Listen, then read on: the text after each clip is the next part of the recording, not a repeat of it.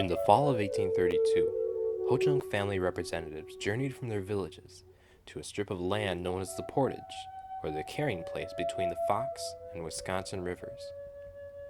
The portage had for centuries connected regional communities and served as a juncture for the broader reaches of the continent by way of the Great Lakes and Mississippi River.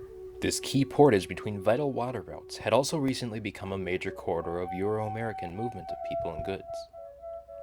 Arriving daily by wagon and riverboat in ever-increasing numbers, these settlers sought to extract value from the land through mining, agriculture, and manufacturing, and to harness the rivers for industrial power. Their interests clashed with those of the native inhabitants, who subscribed to a very different view of land and resource use. What may have begun as a desire to pass through or somehow coexist on Ho-Chunk land became a voracious drive to own it. Fort Winnebago was constructed at the portage in 1828 as a means to militarily discourage any reprisals. 2 years later, Indian sub-agent John H. Kinsey was assigned to the portage to address contentions diplomatically. In 1832, a large timber frame structure was interposed on this landscape, just across the river from the fort. This Indian agency house, established by the War Department's Indian Bureau, served not only as home for Kinsey and his family, but as an embassy, where tensions between the Ho-Chunk people and the United States government could be mediated. It was here that the Ho-Chunk people had converged in November of 1832 for the purpose of being counted. These census numbers provided the basis for the annuity payments that were distributed each year as compensation for Ho-Chunk land that had been sold under compulsion to the U.S. government. This census, however, was different from the ones before.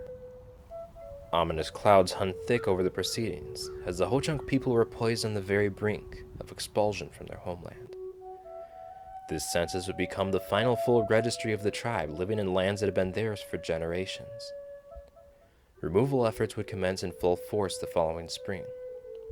Dramatic changes to the cultural landscape ensued. It is ironic that the document created at this juncture of devastating loss for the Ho-Chunk people would be preserved through time and one day serve to reconnect us with their historic villages, reinforce cultural roots, and commemorate ancestral heritage in Wisconsin and Illinois. The annuity census penned by Kinsey in 1832 survives as one of the few remaining lenses through which we can look back and get a glimpse of the Ho-Chunk people and enjoyment of their homeland.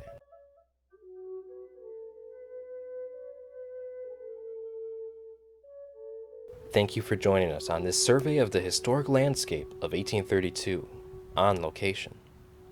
And we invite you to visit the historic Indian Agency House in Portage, Wisconsin to learn more through exhibits, guided tours, events, and a new outdoor exhibit slated to open in May 2022, which will explore this 1832 census on the very spot it was penned.